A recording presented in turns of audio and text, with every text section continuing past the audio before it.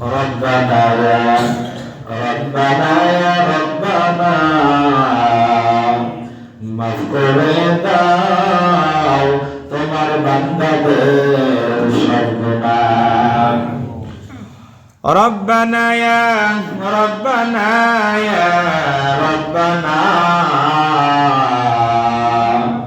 কবুল করো তোমার বান্দাদের বাসনা যত গুনাহ করছি মাওলা মোরা জীবনে, সকল গুনাহ মাফ করে দাও নির্গুণ। সকল বলেন না আল্লাহ।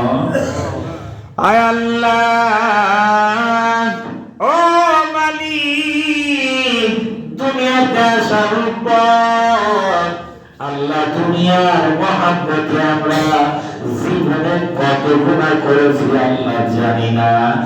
জানা গুনাহ, অজানা গুনাহ, শিরকি গুনাহ, বাতিল গুনাহ, রাতের অন্ধকারে দিনের আলোতে বুঝিয়া না বুঝিয়া যত গুনাহ করেছি আল্লাহ সমস্ত গুনাহ খাতা মাফ করিয়া দাও। আয় আল্লাহ আমরা যারা হাত তুলেছি মালিক, হাতের মধ্যে অনেকের মা নাই, আবার অনেকের বাবা নাই মাওলা।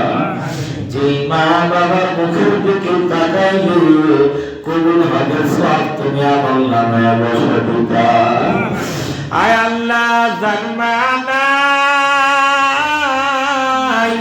আর কোনদিন মা মা বলে ডাকতে পারে না, যার বাবা নাই রে মালিক কোনদিন বাবা বাবা বলে ডাকতে পারে না, বুক দ্বারা ব্যথা লইয়া অন্তর দ্বারা দুঃখ লইয়া তোমার দরবারে হাত তুলে দিয়েছিল।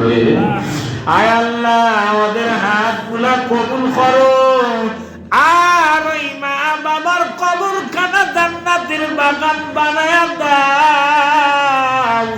ও আল্লাহ আব্বা আম্মা যাদের আছে আল্লাহ আব্বা আম্মার খিদমত করার জন্য তৌফিক দাও। আয় আল্লাহ যারা আল্লাহ বাহিরে থাকে প্রবাসে থাকে আল্লাহ শরীর খানা সুস্থ রেখে হালাল রুজি কামাই করিয়া আব্বা আম্মাকে খিদমত করার তৌফিক দাও। আয় আল্লাহ তাআলা মুসলিমদের কবুল করে নাও।